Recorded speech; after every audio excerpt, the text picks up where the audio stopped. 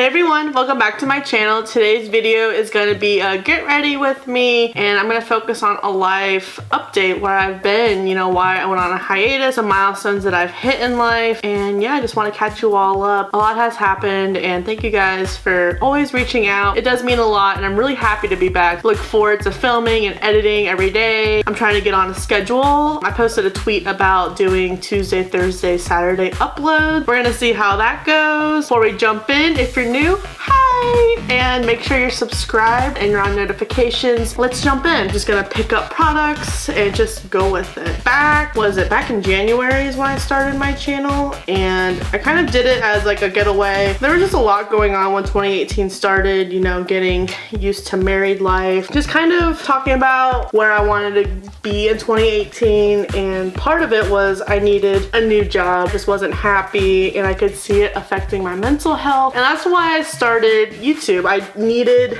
to channel my negative energy and turn it into something positive. I fell in love with filming. The reason why I kind of stopped was because March was a huge month for me. In March, two big things happened. One being I started a new job, and I also went under contract with the current house I am living in. So of course, you know, with starting a new job, you want to make a good impression. You want to succeed. You want to learn about the company, learn about everything that's going on and what the corporate milestones are. Naturally, I just wanted to, you know, do a good job. I took a lot of time into focusing on that new job. I couldn't be happier right now in that career decision. Timing could have not been any better. To be offered such a great position with an amazing company was just so awesome. It's been such an amazing opportunity as a project manager, and I thought I was going to be a scientist in the lab. I was wrong. I never thought I would be in a business-oriented position. So it's just like really funny how, you know, life works out. Maybe I should do that in like a different videos, kind of explaining, you know, what can I tell my 18-year-old self, or like my college career, and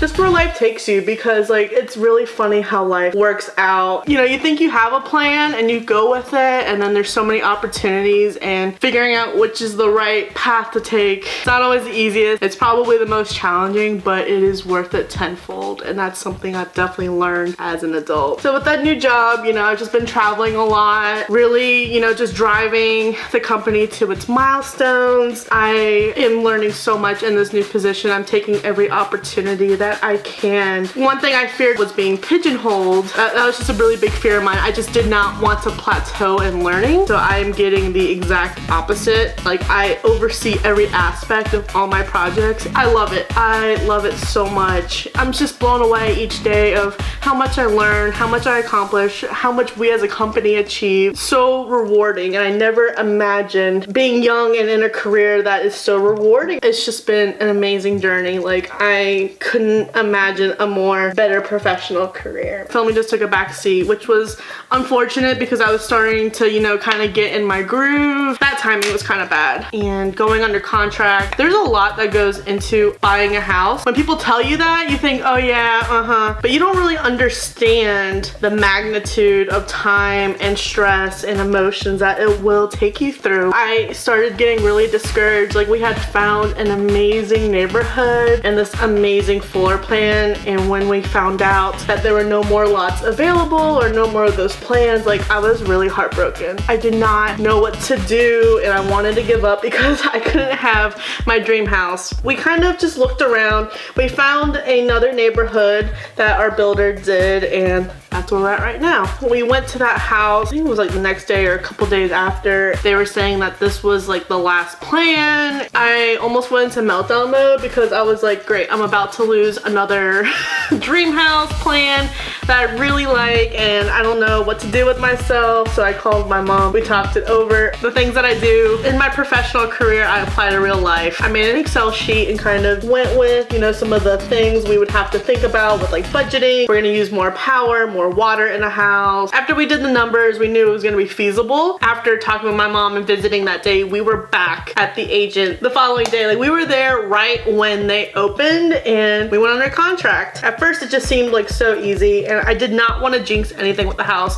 I didn't want, oh, we didn't get approved for like a loan or for like a mortgage. I told a handful of people, I think just like my parents, some family, and I think a few of my close friends. Once we got approved for the mortgage is when I started telling people. I was just so afraid that I would jinx something and not be able to have this house, but everything was so worth it. And I did not expect us to have a brand new house, and I think that's what the surreal moment is that every time you walk in, like, it still has like that new house smell. It's just really mind-blowing that, oh my gosh, like, we have this is ours. With building, you have to schedule appointments of meeting with the builders, meet with the contractors, meet with inspections and the loan people as well. It was just a lot. Juggling the new job, going under contract, social life. It's something that really breaks my heart. I can't let my job suffer. I can't let, I don't want my friends to hate me, and they're very understanding of what I'm going through. They're like my #1 fans aside from Griffin. It's just so awesome to have an amazing group of friends that understand and are cheering you on every step of the way. That is just so amazing, and like, I love cheering for them too. They always come to me for advice. Like, I always make time. Like, even if I can't physically be there, I'm there. Like, if someone is stranded, I will be there. It's been hard because like, I haven't seen some of my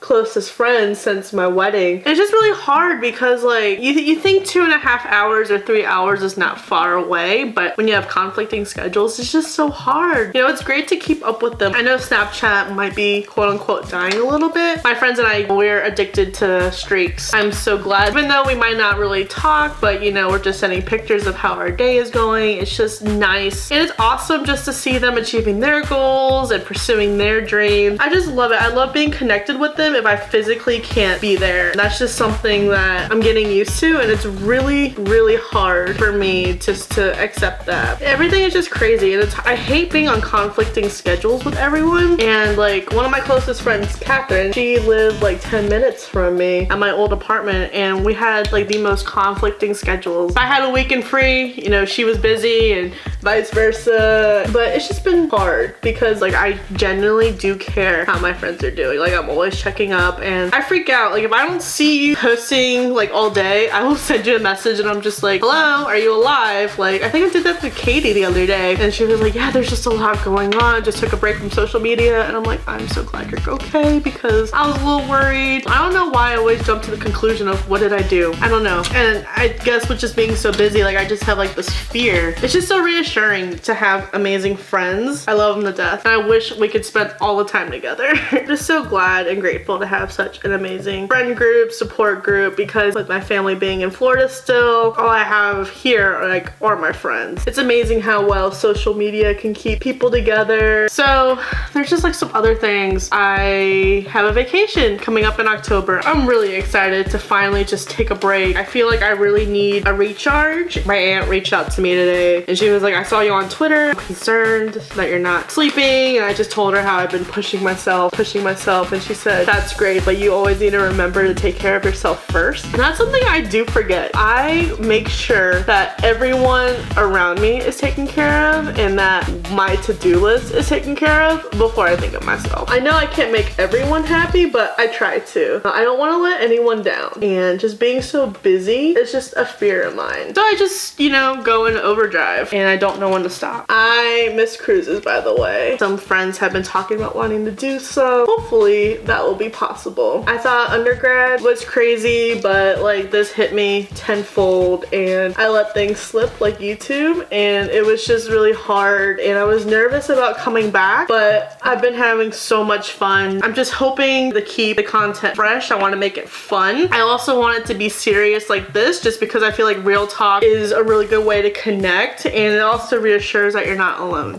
Sometimes I feel alone when I do some of these things. I feel like I'm just going 1,000 miles an hour, and I put a lot of pressure on myself. I'm very notorious for just taking on a lot of things and having my plate overflow. And these are the things that they don't teach you in school or in college. You get a taste of being independent in college, but no one teaches you how to do your taxes. No one teaches you about, I mean, unless you take an accounting class, you know, you learn about budgeting. It's really, really hard. Once it reached 10 p.m., I would fall asleep, and now I'm falling asleep like at 1:30, like I'm in college. But I'm still up and early, ready for work. I've also kind of fallen off the track of working out. I'm thinking of, if I'm already up early as it is, but like maybe working out early and seeing how that goes instead of working out like after work. I think that's something that will help, you know, just start your day. If you work out in the mornings or if you work out in the evenings, let me know which one you prefer and why. I'm still like on the fence in the morning versus evening scenario. Like if I start in the morning, you know, I will avoid some traffic, but I'm afraid of being tired throughout the day. But on the flip side, if I worked out after work, I would be afraid that I'm too tired after work and then I hit a bunch of traffic. I'm just trying to figure out which would work best for me and staying committed. You know, I felt really good just doing like a little bit of cardio and then some weights. I actually really miss Zumba. I think you need to talk to Catherine about getting back on that bandwagon. Her mom teaches a really fun class and it was so much fun. I still remember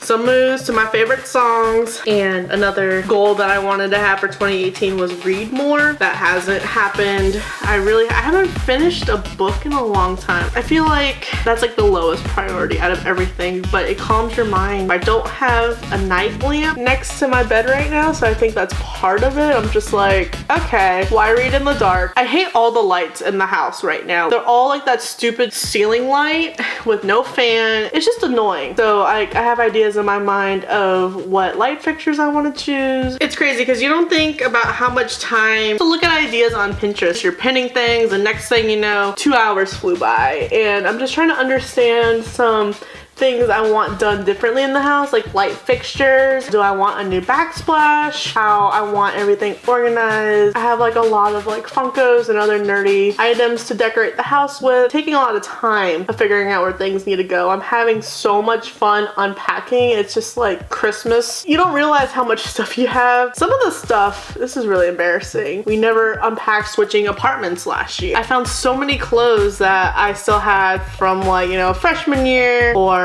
even as long as high school. I was like, what the heck? So it was really an amazing feeling of just getting rid of stuff I didn't need anymore. And I still haven't made a shadow box from college, and I have all my stuff for my wedding I want to make a shadow box in. So there's just like a lot of ideas I have, and it's just finding time to do it. And that's why I feel obligated to get up really early and stay up really late. I always have a feeling that I need to be doing something, and sometimes I just get upset with myself when I'm just sitting around, just, you know, taking a break watching TV, because I'm like, I could either be reading or I could be doing Pinterest but mental breaks are so important. That's something that I'm forgetting, that, you know, it's important just to take a breather. It's okay not to be doing something every waking second. I enjoy relaxing. I like taking breaks. There's just so much going on and on my plate, and I'm just so overwhelmed. Usually like when I get overwhelmed, I can normally handle it and keep my cool and smile, but no one will ever know because I have a really good composure with that. Sometimes it starts getting to me, like sometimes the smallest thing can set me off. It's a spiral from there. I think recently, you know, I'm just becoming numb to all that feeling, and it's just when people are noticing and they tell you, that's when I know I need to chill. I know I probably should take some more time before then, but you know, with like Labor Day coming up, I was like, maybe I'll just do a 4-day weekend. It's still on my mind,